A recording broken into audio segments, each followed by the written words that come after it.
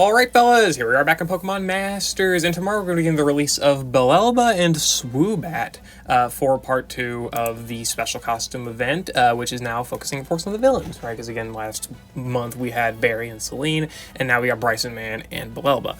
And Bryson Man, of course, already released. I'm going to call her Sabrina, because that rolls off the tongue infinitely better, and I still don't know if I'm even saying that right. Like, come on. Bellelba. That just sounds right. Doesn't read right, but whatever. I'm still gonna call her Special Costume Sabrina, or just Sabrina, whatever, because that's simpler for me. Anyway, so she's definitely great. This is a great supportive character, and she's got the potential to be the best tank in the game, best wall / tank, not best support, best tank. Very different roles, keep that in mind. Or not very different roles, but very different capabilities. So, she's a support sync pair, of course, with the Field EX role, which, before going into the rest of her kit details, I will say that, like, the Field EX role is definitely out of left field for her, no pun intended, because a lot of her abilities are not catered to special, like, the Psychic type. It's very, catering towards just general defensive ability, or just general abilities in general, not really psychic buffing ability. So the fact that she has the Field EX role is very odd. It's kind of like a random EX role, similar to that of maybe like New Year's Wallace being a field sync pair, that type of thing, where like them having the Field EX role really just does not, or field role / EX role does not really synergize with the rest of her kit. I mean, it does make her better in some areas, but also it's just random to have, but it's still good, of course, right? Setting Psychic Terrain as a support sync pair on the support EX is very good for sure, very useful for any Psychic Sync pairs. The only thing that you're going to be probably struggling with is synergy with Grass and Electric teams for Grass and Electric terrain, right? Because that means she's going to be overlapping with those terrains, so you're going to have to either set your terrain back or deal with having Psychic terrain up, which is, of course, not that great for characters like Mix Red, or any like Thunderbolt Red, so you probably do want to stray away from using her in those setups with electric and grass characters, or at least being able to build around her replacing a potential terrain, right? But whatever. So Field EX role is definitely not bad, but just a little bit weird. It's definitely better than Tech or Strike, for sure. She's a Psychic typing with the Dark weakness. She drops on May 2nd, leaves May 20th, giving you about 2.5 weeks to pull for her. That is about average. That is still good. Psychic, Unova, Special Costume, Artistic, and Grown Woman theme skills, and her stats here: 635 health, 273 in both defenses, 377 speed, and definitely offensive stats, right? For sure. Without the EX roll and at level 146 star EX, she's got over 300 in the defenses, and with the EX roll, she does get up to 333 defenses and nearly 800 health. With the level 150, she goes over 800 health, 825, and then 347 in both defenses and 477 speed. Very good stats all around. Of course, the offenses are middling, but she's a support. She does not really care that much. And that's not really where her good tankiness comes from. We'll look at that here in a bit. She uses Zen Headbutt as a DPS option, which has a 20% chance to flinch, which is going to be made better by a few other things that we'll go into in a little bit. She has potions, 2 uses, restoring an ally's HP by 40%, generally good healing ability, the most basic form of healing, but also generally the most useful, other than like maybe a max potion from Dana or Blue's Thundering Roost, or whatever the fuck it's called, Thundering Wings Roost. She's got Critical Shield, applying critical hit defense to the ally field of play. This means you do not have to run Vigilance as a lucky skill. You can run Head Start 1, Adrenaline 1, or her new unique lucky skill, which is Aggravation. That makes Zen Headbutt's 20% flinch chance into 40%, which is really good. That extra 40% or extra 20% chance to flinch is very nice, and it's definitely a very good lucky skill for being pretty much free to obtain, right? So you've got quite a few options for a lucky skill, but of course, Aggravation is a very, very good option. And then her buddy move, Give Me Energy, raising the defenses of all allies by 4 and applying gradual healing to all allies as well. Good healing, and of course, not maxing, but +4 in both defenses to all allies in a single turn is a very effective method of buffing defenses, of course. So very good in defense buffing, and of course applying some healing to allies on top of having potions. The moves are already looking pretty good. Guaranteed crit defense abilities, you know, because critical defense does not only go through things like, you know, it means you don't have to run Vigilance. It also means that it protects allies from things that even Vigilance can protect against, like Piercing Blows, which hits through passive skills. Piercing Blows, hello Palmer Ultimate Battle does not hit through Critical Shield. So you'll still be able to protect against, again, Palmers, crits, and any other enemy that has piercing blows, which is mostly limited to like Ultimate Battle, or sorry, Ultimate Battles, or like Extreme Battles, but still generally helpful as well, because again, you do not have to run Vigilance, and you don't have to worry about enemy crits because of how often enemies try to crit in game modes like the Legendary Gauntlet. So guaranteed crit protection is very nice, and meaning those defensive buffs are actually going to be able to do something. And then she's got her passive skills here, Rules of the Enchanted Land, which increases her defenses by 20% when critical hit defense is activated, or sorry, effects that are applied to the ally field of play only are in effect, and extends the duration of critical hit defense when activated. So she's got the critical hit defense extension, which is effectively like, zone extension, but of course critical hit defense only applies to the ally field of play, not the whole field of play. Probably more akin to like circle extension, right? And then it also applies 20% special defense and defense buffs to her when there are field effects that are on the ally field of play in play, which, of course, critical hit defense is the biggest one because she sets it, but that also applies to special and physical damage reduction as well as circles. There might be more, but those are the big ones that I can think. Also, maybe move gauge acceleration, that type of thing. All of that stuff should activate that passive here, because it does not say specifically critical hit defense, but that all abilities that apply to the ally field of play.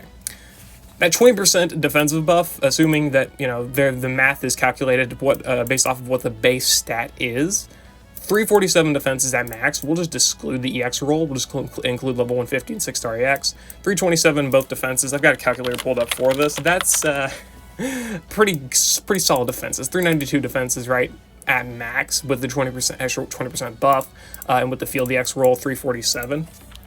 347 times 1.2, nope. Over 400 defenses. 416 defenses in both stats is very, very good, on top of having max defenses and guaranteed crit protection. Yeah, and it gets a little bit crazier. It gets a little bit crazier than that.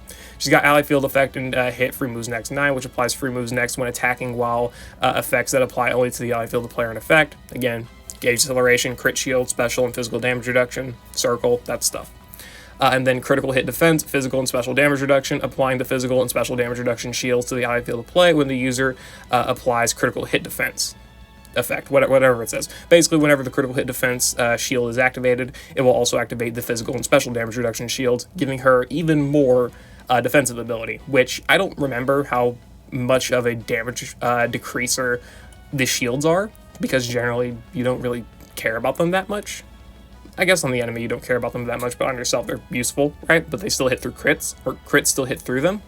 But with how Bellelba works, Sabrina works, she sets crit defense as well. So not only do you get the extra defensive buff from the physical and special damage reduction, but you're also getting yourself the immunity to crits, so that there is no way for the enemy to be able to hit through not only your crit shield, but also your physical and special damage reduction, meaning on top of the already absurd, well, I say absurd, but on top of the already, quote, really good defensive stats that Bellelba has, over 400, she's also got guaranteed damage reduction from physical and special moves, because you can effectively not negate her physical and special damage reduction abilities via means of, like, crits. Of course, Brick Break and those type of moves will break through it, and all passive skills that hit through shield specifically, which I think is, like, what, Unhindered, I think? I know some characters have Unhindered, and that stuff will hit through shields, but really, I don't even know how many enemies even have those abilities, so it's really not something you're probably going to be worrying about. Unhindered, yeah, ignores damage reduction effects on the ally field of play, or enemy field of play, right? So she does have, of course, enemies with like Unhindered and Brick Break that breaks screens. That stuff could be bad, but realistically, it's not too likely to ever encounter any of that stuff. So her having the high defenses that she has on top of physical and special damage reduction and guaranteed crit immunity, so that her physical and special damage reduction is always applied to the team, it's really good. That bulk is really good. On top of having potions to heal herself and allies, on top of Zen Headbutt for a 40% chance to flinch with her guaranteed lucky skill, right? Like, she's good. She is good for sure. And again, gradual healing as well for just gradual healing, and then guaranteed free moves next, which makes her very gauge efficient, on top of having a good speed stat, so you don't really have to try and worry too much about the gauge of the team, because despite the fact that that is probably one of her biggest weaknesses, she does not buff crit, offenses, or speed. She is just extremely defensive for the whole team, though, mind you. But she, of course, does not have to worry about that much because of the free moves next, and, of course, the pretty high base speed stat. So Gage has a good chance of not really being a big problem for the team with her even just at 1 out of 5 here. So, yeah. I do think that she's a unit you're not going to be able to really utilize too much at 1 out of 5 because her only thing is that she is extremely bulky and makes your team extremely bulky, which is in its own right really good. But you have defensive supports that may tank attacks slightly less. I'm not sure. I don't do the calculations for that. But they also apply a shitload more to your team. Right? Like, for example, probably too big of an example, like looking at Neo Champion Blue, right? Neo Champion Blue's bulk stats are inherently worse than Bellelba's. He doesn't set screens. He does lower offenses, but I'm pretty sure Bellelba's ability to do what she does is probably better than what Blue does. But still, Blue's able to apply electric rebuff to the team right here. He's able to apply power buffs with Kanto Flag Bearer. He's also able to power up ally sync moves by 20% with this passive, right? He's able to buff special attack. He increases special moves next, on top of already having really solid abilities to debuff enemy stats or heal or buff ally defenses, whatever, right? Also has a 30% chance to flinch. Blue has all of these abilities, and right, like maybe his stats to tank attacks are worse than Bellelba, but he's also got the perk of having speed management, special attack, crit buffing, special moves next buffing, electric rebuff, that type of thing, which is what Bellelba really lacks at 1 out of 5. And even with dupes, it doesn't get that much better, but it does definitely get a lot more manageable and makes it a lot more justifiable to actually run her. But of course, obviously, with how a lot of the game works now, defensive supports are still really good, but a lot of good defensive supports still have abilities that buff offenses, like Cynthia and Lucario. She's got, for one, gauge acceleration, so Gauge is not that big of a problem. Fighting zone setting, sprint with sync ramping, on top of having the physical and special moves next from her buddy move, right? And crit buffing with focus group. So she's still got abilities to buff offenses and is not just limited to being defensive. Granted, Sabrina here does have Psychic Terrain with the Feel the X roll if you do give it to her, so she can buff Psychic setups.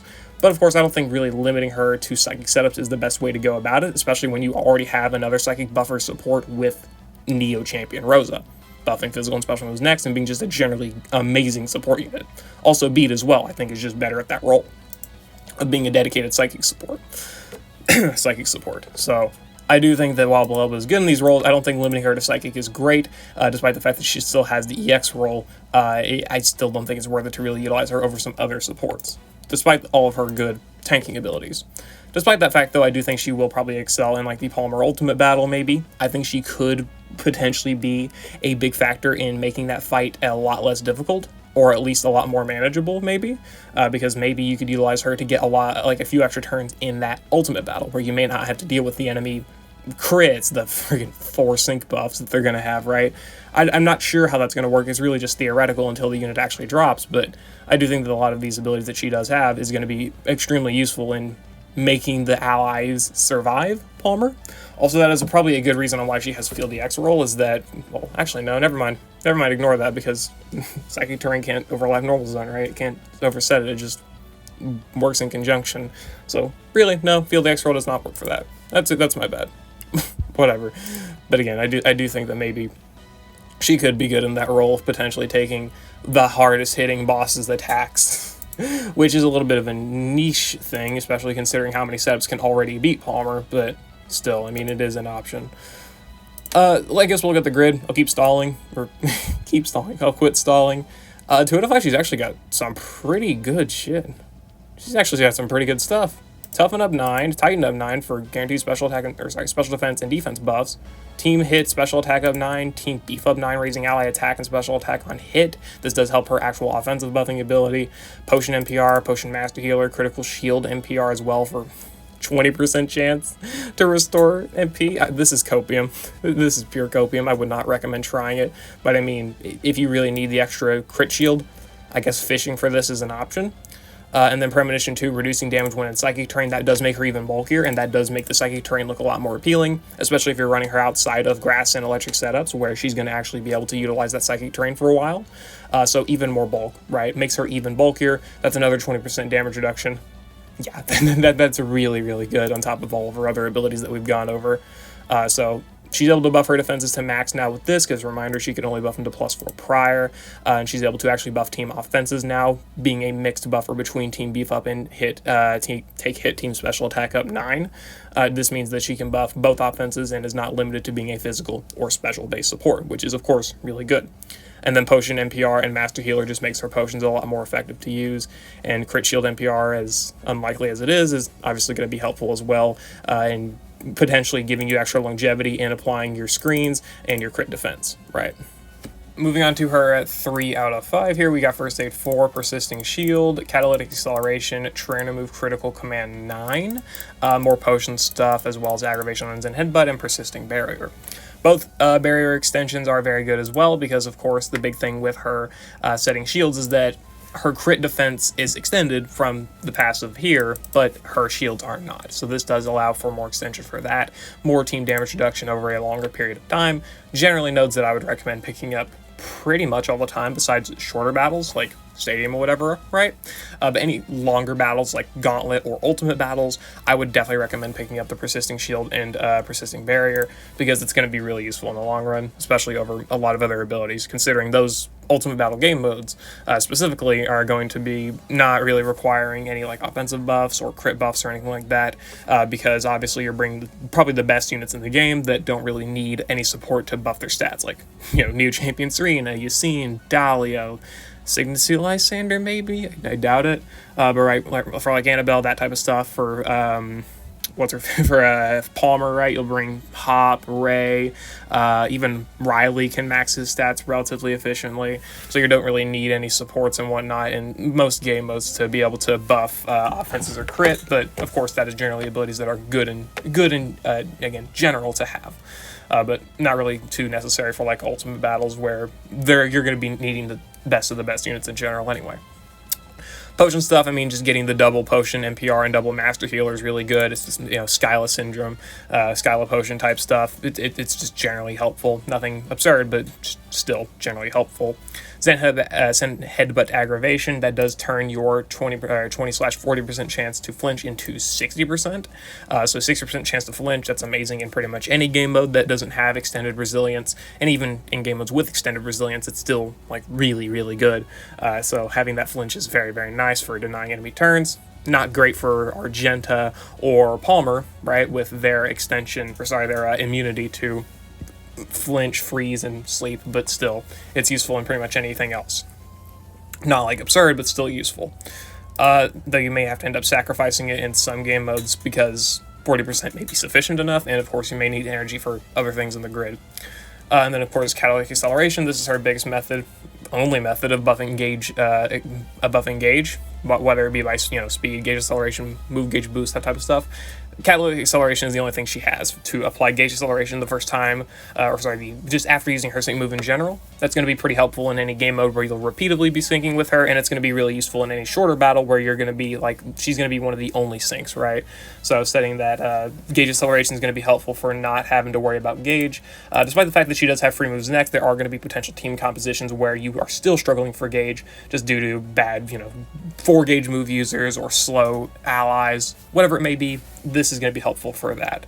But of course, it's not the most efficient thing, especially in longer battles. So potentially in longer battles, you may have to find another way of buffing speed. There's Neo Champion Serena with her +3 speed or +2 or whatever after using the buddy move, but also there's still some issues there with that.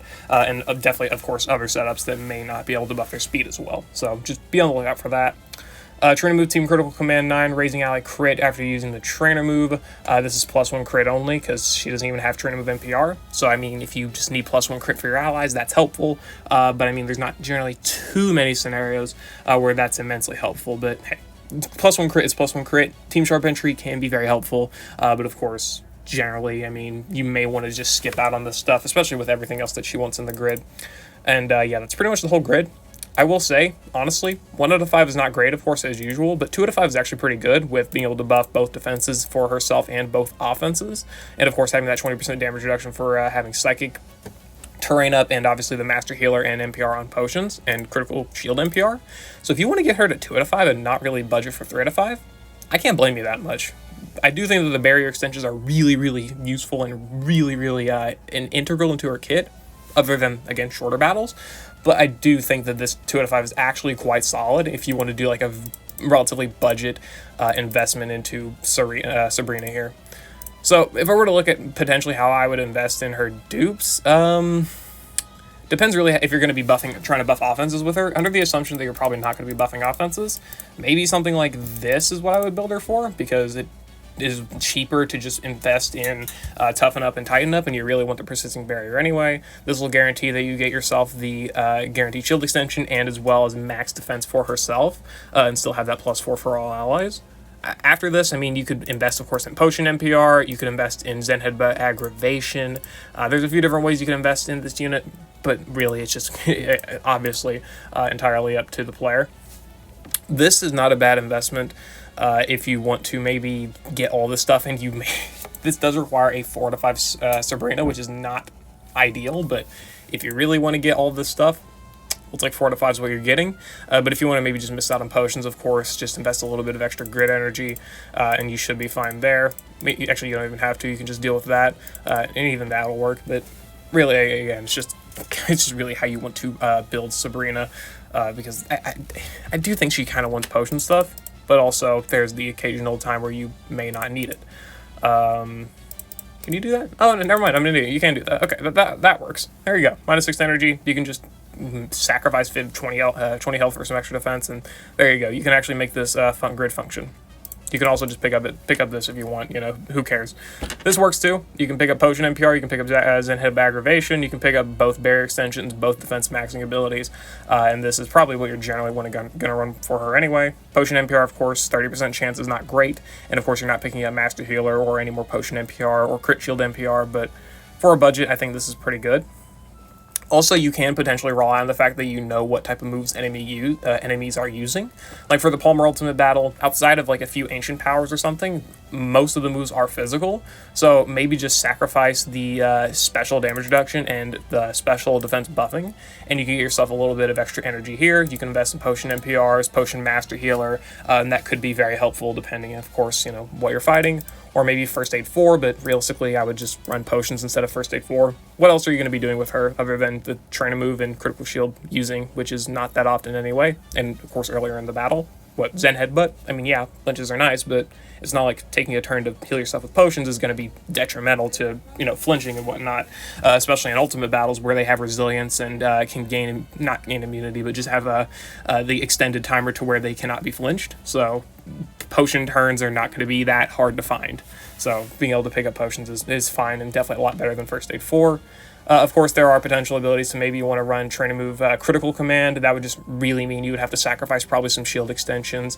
And realistically, any compositions you want to run critical command is really teams that like you're in like the Gauntlet or something where you need that extra +1 crit, or in the Stadium where battles are short and you don't really need the persisting shields or extension anyway. So I don't think that you have to worry too much about having to pick this up and also be missing out on your shields. That's just my opinion, though. And really, I mean, her grid's pretty solid.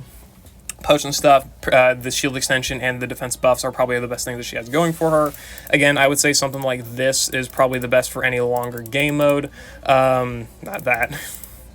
Also not that either. What else was I picking? Yeah, that. This is probably good for some longer game modes. Maybe even just getting rid of the Zen Headbutt Aggravation is fine as well, just for the fact that she doesn't really need the flinching, and again, mostly ultimate battles if you want to use her there, because again, they gain resilience. That is going to be very helpful, of course, though, in the Gauntlet. So I think that this is probably the best, maybe not the best grid for the Gauntlet, because obviously grids change depending on what enemy you're fighting and whatnot. I don't want to try and claim that like I'm the most knowledgeable in the Gauntlet, but I think that this could be a good general grid for a game mode akin to that, or in theory at the very least, right? So this could work, and for ultimate battles, maybe just get rid of Zen Headbutt Aggravation, maybe pick up Potion Master Healer or extra Potion NPR to, enable team survivability a lot better, and maybe just deal with the 40% chance to crit on, or the flinch on Zen Headbutt with the Lucky skill. And again, also, you could just run a different Lucky skill. Head Start 1, Adrenaline 1, Gauge Charge, Gauge Refresh, whatever it's called, for extra gauge efficiency purposes. However you want to do it, go for it. I mean, there's just a lot of different ways you could run this unit, and at the end of the day, her biggest role is being an absolute wall. Her offensive buffing abilities are fine, nothing crazy, because they are pretty slow, right, with take hit, team special attack up, and team beef up, but also it's still at least an ability to buff offenses. I think she's a very good wall. I don't know where she's going to fit too well into teams, considering things like Cynthia and Blue, who are also very good defensive supports, but also amazing offensive supports as well, or at least very efficient in buffing them, and more efficient than Bellelba, despite the fact that Bellelba has better defenses in general. I don't know. Either way, I think Sabrina is very good. Very, very good wall, very, very good stink pair in general, and I am pretty excited to see how her abilities will fare in a lot of different game modes, especially like maybe even the high score event when Psychic type Masters comes back around, seeing how good her defensive abilities are going to be for that game mode, which, now that I think about it, probably going to be pretty damn good. But whatever. I'll see you all later. I hope you all enjoyed. Let me know what you think about Special Costumes Sabrina and Swoobat, and I'm glad we're finally getting some alts for Bryson and Sabrina again. Been way too long. Bryson hasn't had anything, and Sabrina's last thing was in New Year's of 2022, which is fucking 2.5 years ago. So that's crazy, but whatever. I'll see y'all later. I hope y'all enjoyed. Good luck on your summons. Good luck on your saving. Whatever. Peace.